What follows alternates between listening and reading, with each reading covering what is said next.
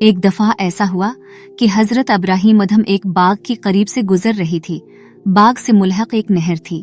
آپ نے دیکھا کہ اس نہر میں ایک سیب بہتا ہوا آ رہا ہے۔ آپ کے دل میں سیب کہانی کی چاہت پیدا ہوئے اور یہ خیال بھی آیا کہ سیب کی قیمت انتہائی معمولی ہے ہوگی۔ چنانچہ آپ نے اپنا ہاتھ آگے بڑھا کر نہر سے سیب اٹھا لیا اور اسے کہا گئی۔ جب حضرت ابراہیم ادھم سیب کہا چکی تو ماں آپ کے دل میں یہ خیال پیدا ہوا کہ کہیں میرا یہ سیب کہا لینا ناجائز اور حرام ہی نہ ہو۔ اللہ تعالی جانتا ہے کہ یہ کس کا سیب تھا اور کیسا تھا جو میں نے کسی سے پوچھے بغیر کہا لیا ہے۔ اگر روز محشر رب زوال جلال نے اس سیب کے متعلق سوال کیا تو کیا جواب دوں گا؟ ہو سکتا ہے اسی سیب کی بدولت ہے میرے ساری نیکیاں اکارت چلے جائیں اور رب تا در وقبر یہ ناراض ہو جائے۔ حضوری ایسے امام الاعظم کو یہ فکر دامن گیر ہوئے تو آپ نے قریبی لوگوں سے سیب کے بارے میں پتہ کیا۔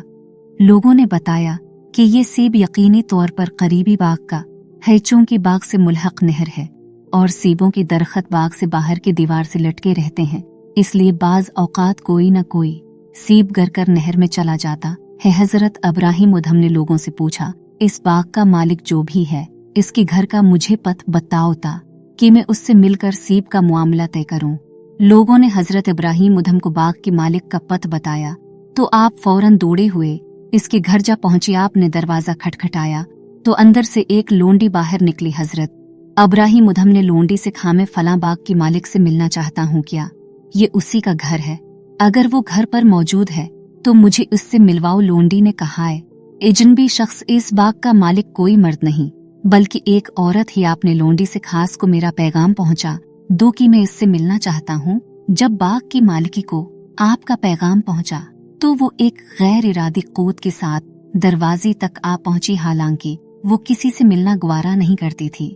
حضرت ابراہیم ادھم نے اس مالکے سے کہا میں نے آپ کے باغ کا ایک سیب جو کہ نہر میں گر کر پانی کی بہاؤ کے ساتھ آگے جا رہا تھا اٹھا کر کہا لیا ہے۔ آپ میں اس سیب کی قیمت آپ کو دینا چاہتا ہوں اور اس چیز کی معافی طلب کرتا ہوں کہ میں نے آپ کی اجازت کے بغیر آپ کی باغ کا سیب کہا لیا ہے۔ باغ کی مالکی نے کہا اے اجنبی شخص اس باغ کا آدھا حصہ میرا ہے جبکہ آدھا حصہ بادشاہ کی ملکیت ہے۔